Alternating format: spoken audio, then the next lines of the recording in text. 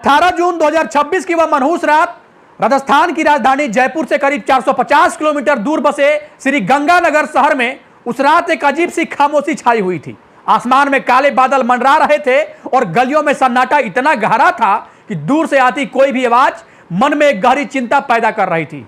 शहर के एक छोटे से कच्चे मकान में एक मां बार बार दरवाजे की तरफ दौड़कर जा रही थी। उसकी आंखें सड़क के उस मोड़ पर टिकी थी जहां से उसकी मासूम बेटी को वापस आना था। रात के 10 बज चुके थे और फिर 10 से 11 बज गए। समय जैसे जैसे आगे बढ़ रहा था उस मां के सीने में घबराहट का समंदर उफान ले रहा था। उसने कभी सपने में भी सोचा नहीं था कि आज की यह रात उसकी और उसकी फूल सी बच्ची की जिंदगी को इस कदर बदल देगी कि आने वाली कई पीढ़ियों तक इस दास्तान को सुनकर लोग गहराई से सोचने पर मजबूर हो जाएंगे। आज जो कहानी मैं आपको सुनाने जा रहा हूं वह कोई फिल्मी कहानी नहीं है, बल्कि हमारे समाज की वह खौफनाक सच्चाई है जिसे सुनकर आप सोचने पर मजबूर हो जाएंगे कि क्या हम वाकई एक सुरक्षित समाज के बीच रह रहे हैं। एक छोटी बच्ची जिसने अभी ठीक से दुनिया देखी भी नहीं थी, उसे अपराधियों ने ऐसे गंभीर हालात में धकेल दिया जिसके बारे में जानकर ही किसी भी संवेदनशील इंसान का मन बहुत उदास हो जाएगा। इस कहानी की शुरुआत होती है एक बेहद गरीब और सीधे साधे परिवार से। वह महिला जो दिन भर दूसरों के घरों में या मजदूरी करके अपने परिवार का पेट पालती थी, उसकी जिंदगी का एकमात्र सहारा और उसकी आंखों का तारा उसकी बेटी थी। उस बच्ची की उम्र ही क्या थी, अभी तो उसके स्कूल बैग लेकर चहकते हुए जाने के दिन थे। अपनी मां के आंचल में छिपकर बेफिक्र होकर सोने की उम्र थी। घर की माली हालत भले ही अच्छी नहीं थी, लेकिन मां ने हमेशा कोशिश की थी कि उसकी बच्ची को दुनिया की कोई तकलीफ न छू सके। दूसरी तरफ इस कहानी में कुछ ऐसे किरदार भी थे जो दिन के उजाले में तो आम इंसान दिखते थे, लेकिन अंदर से वे अपराध की दुनिया के बादशाह बन चुके थे। इनमें से एक नाम था राम बाबू, जो पेशे से एक ई रिक्शा चालक था। वह दिन भर शहर की सड़कों पर अपना रिक्शा दौड़ाता था, लेकिन उसकी नजरें हमेशा किसी ऐसे शिकार की तलाश में रहती थी जिसे वह चंद पैसों के लालच में अपराध के गहरे जाल में फंसा सके। और फिर थे शहर के वे प्रभावशाली लोग, होटल के मालिक मयंक सेन और मैनेजर हरदीप सिंह, जो अपने वातानुकूलित कमरों में बैठकर बाहर की दुनिया को अपनी जागीर समझते थे। उनके लिए इंसानियत की कोई कीमत नहीं थी। उनकी नजर में एक मासूम बच्ची सिर्फ मुनाफे का जरिया थी जिसे वो अपनी तिजोरियां भर सकते थे। इन लोगों के रसूख और पैसे की हवस ने पूरे शहर के सिस्टम को अंदर तक खोखला कर दिया था। 18 जून का वह दिन उस बच्ची के लिए बाकी दिनों जैसा ही था। वह अपनी एक सहेली से मिलने के लिए श्री विजयनगर गई हुई थी, जो वहां से कुछ दूरी पर था। दिन भर सहेलियों के साथ समय बिताने के बाद शाम ढलते ही उसने अपनी मां को बताया कि वह घर के लिए निकल रही है। मां ने फोन पर कहा था कि बेटी जल्दी आ जाना, रात हो रही है। बच्ची ने भी बड़ी मासूमियत से जवाब दिया कि मां, मैं बस 10-15 मिनट में पहुंच रही हूं। श्री गंगानगर बस स्टैंड पर उतरने के बाद उसके घर की दूरी महज 1.5 किलोमीटर रह गई थी। वह 1.5 किलोमीटर का रास्ता जिसे वह बच्ची शायद पैदल ही तय कर लेती। रात का समय था, सड़क पर इक्का दुक्का गाड़ियां ही गुजर रही थी। वह अपने छोटे छोटे कदमों से घर की तरफ लगातार बढ़ रही थी। उसके दिमाग में यही चल रहा होगा कि घर पहुंचकर मां के हाथ का खाना खाएगी और बेफिक्र होकर आराम से बिस्तर पर सो जाएगी। लेकिन असल में जो हुआ वह सुनकर आप समाज की इस घिनौनी सच्चाई पर सोचने लगेंगे। तभी पीछे से एक ई रिक्शा उसके पास आकर रुकता है। उस रिक्शे को राम बाबू चला रहा था। वह बच्ची के बगल में रिक्शा धीमा करता है और बड़ी ही मीठी और हमदर्दी भरी आवाज में कहता है कि बेटी, इतनी रात को कहां जा रही हो, आओ मैं तुम्हें तुम्हारे घर तक छोड़ देता हूं। बच्ची जो पहले से ही थोड़ी घबराई हुई थी और जल्दी घर पहुंचना चाहती थी, उसे लगा कि वह व्यक्ति तो बहुत अच्छा है। उसने सोचा कि यह कोई फरिश्ता है जो उसकी मदद करने आया है। बिना किसी बुरे ख्याल के, अपनी उम्र की उस मासूमियत के चलते वह उस रिक्शे में बैठ गई। उसने राम बाबू को अपने घर का रास्ता बता दिया। रिक्शा आगे बढ़ने लगा। ठंडी हवा चल रही थी और बच्ची को लगा कि वह कुछ ही मिनटों में अपनी मां के गले लग जाएगी। लेकिन यह बात किसी को पता नहीं थी कि उस रिक्शे के पहिए अब उसके घर की तरफ नहीं, बल्कि एक ऐसे रास्ते की तरफ घूम चुके हैं जहां से वापसी का कोई रास्ता नहीं था। कुछ दूर जाने के बाद, जहां से रास्ता सीधा उसके घर की तरफ जाता था, अचानक राम बाबू ने रिक्शा वापस घुमा लिया। बच्ची एकदम से चौंक गई, उसकी धड़कन तेज हो गई। उसने घबराते हुए पूछा कि भैया, आप रिक्शा वापस क्यों घुमा रहे हैं? मेरा घर तो उस दिशा में है। राम बाबू ने बड़ी चालाकी से अपने चेहरे पर एक झूठी मुस्कान लाते हुए कहा कि बेटी घबराओ मत, मेरी एक छोटी सी वस्तु एक स्थान पर रखी है, बस वह वस्तु उठाकर मैं लाता हूं, फिर तुम्हें सीधे तुम्हारे घर छोड़ दूंगा। बच्ची की समझ में नहीं आया कि वह क्या करे। वह चलती सड़क पर उस चलती हुई ई रिक्शा से कूद भी नहीं सकती थी। उसे अभी भी यही लग रहा था कि वह व्यक्ति सच बोल रहा है। रिक्शा एक संकरी गली से होता हुआ एक बड़ी इमारत के सामने जाकर रुक गया। बाहर से देखने पर यह आम होटल लगता था, लेकिन इसके बंद दरवाजों के पीछे क्या खेल चलता था, इसका अंदाजा उस मासूम को जरा भी नहीं था। राम बाबू रिक्शे से उतरा और बच्ची से बोला कि बेटी तुम यहीं बैठो, मैं बस 2 मिनट में अपना सामान लेकर आता हूं। बच्ची रिक्शे में सिकुड़ कर बैठी रही। उसकी नजरें बार बार सड़क की तरफ जा रही थी।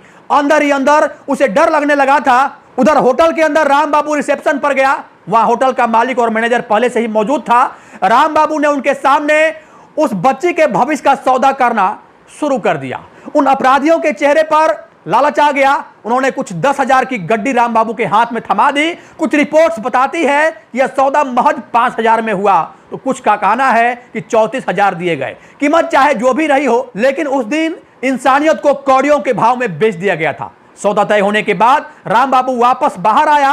उसके चेहरे पर अब वह हमदर्दी नहीं थी, बल्कि एक लालच भरी चमक थी। उसने बच्ची से कहा कि बेटी वह सामान थोड़ा भारी है, मैं अकेला उठाकर ला नहीं पा रहा हूं, क्या तुम 1 मिनट के लिए अंदर आकर मेरी मदद करोगी?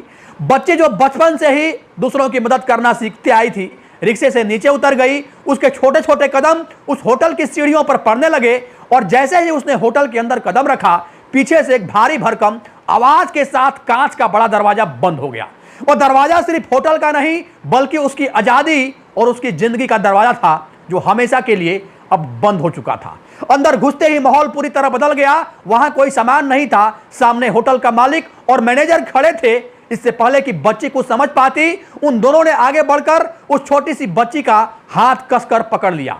बच्ची डर के मारे कांपने लगी। उसने पीछे मुड़कर राम बाबू को देखा, लेकिन राम बाबू तब तक अपने रुपयों की बंडल लेकर नीचे उतर चुका था। बच्ची जोर जोर से चिल्लाने लगी। वह रोते हुए विनती कर रही थी कि मुझे छोड़ दीजिए, मुझे मेरी मां के पास जाना है, मैं आप लोगों को बिल्कुल नहीं जानती। लेकिन उन पत्थरों के दिलों पर उस मासूम के आंसुओं का कोई असर नहीं हुआ। उसे घसीटते हुए एक अंधेरे कमरे की तरफ ले जाया गया और अंदर धकेल कर बाहर से ताला लगा दिया गया। कमरे के अंदर पूरी तरीके से अंधेरा था। बच्ची जमीन पर गिर पड़ी। वह फूट फूट कर रो रही थी। उसे समझ नहीं आ रहा था कि अचानक उसकी दुनिया कैसे उजड़ गई। वह रिक्शे वाले भैया कौन थे? यह लोग कौन हैं? उन्होंने मुझे यहां क्यों बंद किया है? सच्चाई इतनी भयानक थी कि वह उसकी कल्पना के परे थी। यह होटल कोई आम ठहरने की जगह नहीं थी। यह मानव तस्करी और गंभीर अपराधों का एक बहुत बड़ा अड्डा था। यहां पहले से भी कई महिलाएं कैद थी, लेकिन वे सब बालिग थी। यह पहली बार था जब एक मासूम बच्ची को यहां लाया गया था और इस बच्ची को बिल्कुल भी इस बात का अंदाजा नहीं था कि आगे उसके साथ अब क्या क्या होने वाला है। कुछ ही घंटों बाद उस कमरे का दरवाजा खुला। एक अनजान आदमी कमरे के अंदर दाखिल हुआ। बच्ची उसे देखकर कोने में दुबक गई। उसने हाथ जोड़कर भीख मांगी कि मुझे जाने दो, लेकिन उस व्यक्ति ने जो किया वह समाज के माथे पर एक कलंक है। उस अपराधी ने उस मासूम बच्चे के साथ अत्यंत गंभीर अपराध को अंजाम दिया।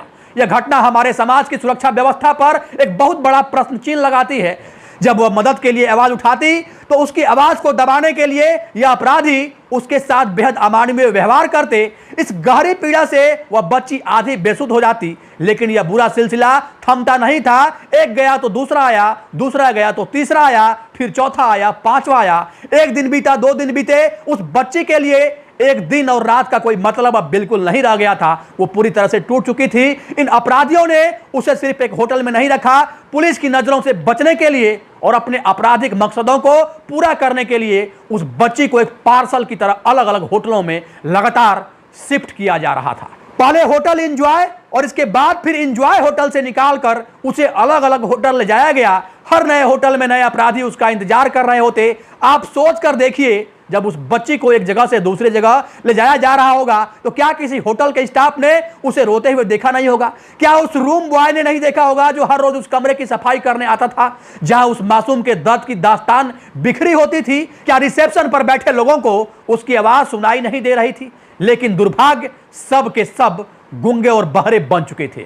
चंद रुपयों की रिश्वत और रसूखदारों के डर ने सबकी जुबान पर ताले जड़ दिए थे। कानून की नजरों में जो लोग जुर्म होते हुए देखते हैं और खामोश रहते हैं, वे भी उतने ही बड़े मुजरिम होते हैं। इन 5 दिनों के भीतर लगभग 120 घंटों के दौरान उस बच्ची को कई अलग अलग अपराधियों के हवाले कर दिया गया।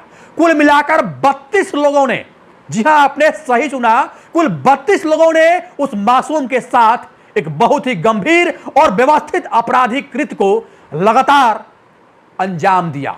हर बार जब वह मासूम आसमान की तरफ देखती होगी तो बस बेबस होकर यही सोचती होगी कि क्या उसकी मां उसे अब ढूंढ पाएगी, क्या वह कभी वापस उस छोटे से घर की चौखट पर दोबारा कदम भी रख पाएगी। उधर उस मां की हालत बेहद परेशान हो गई थी। जब रात भर उसकी बेटी वापस नहीं आई तो सुबह होते ही वह घर से उसकी मां भाग खड़ी हुई। वह आस पड़ोस के हर घर में गई जहां जहां उसकी बेटी का आना जाना होता था। जिन सहेलियों के साथ वह खेलती थी वह हर रोज दरवाजा खटखटाकर पूछ रही थी क्या किसी ने मेरी बच्ची को देखा है। और यह सिलसिला लगातार हर दिन चलता रहा। जब कहीं से कोई सुराग नहीं मिला तो वह रोती हुई बिलखती हुई नजदीकी पुलिस स्टेशन पहुंची। पुलिस स्टेशन के सीढ़ियों पर कदम रखते ही वह फुट फुट कर रोने लगी। ड्यूटी पर मौजूद पुलिस वालों ने उसे रोता देख पूछा कि क्या परेशानी है। उसने सिसकते हुए बताया कि उसकी बेटी गायब हो गई है। पुलिस ने शुरुआती दौर में इसे एक आम गुमशुदगी का मामला समझा। उन्होंने एक रूटीन एफआईआर दर्ज की और मां को आश्वासन दिया कि वे बच्ची को ढूंढ लेंगे। लेकिन सिस्टम की सुस्ती और पुलिस की लापरवाही का अंदाजा इस बात से लगाया जा सकता है कि श्री गंगानगर में 150 से ज्यादा अवैध होटल धड़ल्ले से चल रहे थे, जिसमें से सिर्फ 40 के पास अपना रजिस्ट्रेशन था। पुलिस का खुफिया तंत्र पूरी तरह से फेल साबित हो रहा था। समय बीत रहा था और हर गुजरता पल उस मां के सीने में खंजर की तरह चुभ रहा था। पुलिस ने अपने मुखबिरों को अलर्ट किया। शहर भर में बच्ची की तलाश शुरू हुई। इसी बीच जांच में एक सुराग हाथ लगा। सीसीटीवी कैमरे खंगाले गए तो कहीं एक धुंधली सी तस्वीर में वही ई रिक्शा नजर आया। दूसरी तरफ पुलिस के मुखबिर तंत्र को यह भनक लग गई कि शहर के कुछ नामी होटलों में एक नई बच्ची को लाया गया है और उसका सौदा किया जा रहा है। अब पुलिस को पक्की जानकारी चाहिए थी। 23 जून का वह दिन आ चुका था। बच्ची को गायब हुए पूरे 5 दिन हो चुके थे। पुलिस ने एक बहुत ही गोपनीय योजना बनाई। सादी वर्दी में पुलिस वाले को ग्राहक बनाकर उस होटल में भेजा गया। वह पुलिस वाला होटल के अंदर गया और मैनेजर से बात करते हुए डिमांड की उसे एक बहुत ही कम उम्र की लड़की चाहिए। मैनेजर जो पैसों के लालच में सब कुछ भूल चुका था उसने हामी भर दी। लेकिन पुलिस वाले ने कहा कि जब तक वह लड़की को अपनी आंखों से देख नहीं लेता वह पैसे नहीं देगा। होटल का मैनेजर उसे कमरे के पास ले गया और जैसे ही दरवाजा खुला पुलिस वाले ने उस सहमी हुई डरी हुई मासूम बच्ची को देखा। उस पुलिस वाले का दिल भी एक पल के लिए पूरी तरीके से कांप गया। उसने तुरंत बाहर खड़ी पुलिस की टीम को इशारा कर दिया और अगले ही पल भारी पुलिस बल ने होटल को चारों तरफ से घेर लिया। दरवाजे तोड़कर पुलिस की टीम अंदर दाखिल हुई। पूरे होटल में अफरा तफरी मच गई। पुलिस ने तुरंत उस बच्ची को अपनी सुरक्षा में लिया। जब उस बच्ची को उस अंधेरे कमरे से बाहर निकाला गया तो उसकी हालत बेहद कमजोर और चिंताजनक थी। उसकी आंखों में दस्तक थी, वह कांप रही थी। उसे तुरंत एक महिला पुलिस अधिकारी की निगरानी में लाया गया और मेडिकल केयर के लिए भेजा गया। जब बाल कल्याण समिति और महिला थाना प्रभारी ने बड़े ही संवेदनशीलता के साथ उसकी काउंसलिंग की तब जाकर उस बच्ची के मुंह से वे शब्द निकले जिसने पूरे पुलिस महकमे को हिलाकर रख दिया। रोते हुए और हिचकियां लेते हुए उसने बताया कि मुझे एक ई रिक्शा वाले ने यहां बेच दिया था। पिछले 5 दिनों में कई अलग अलग लोगों ने मेरे साथ बहुत बुरा व्यवहार किया। मैं चिल्लाती थी, हाथ जोड़ती थी, लेकिन कोई मुझे छोड़ता नहीं था। जब यह खबर श्री गंगानगर की आम जनता तक पहुंची तो पूरे शहर में उबाल आ गया। लोगों का गुस्सा सातवें आसमान पर था। व्यापार मंडल, छात्र संगठन और आम नागरिक हाथों में मशाल लेकर सड़कों पर उतर आए। पुलिस और डीएम ऑफिस के बाहर भारी धरना प्रदर्शन शुरू हो गया। लोग मांग कर रहे थे कि इन अपराधियों को सख्त से सख्त सजा दी जाए।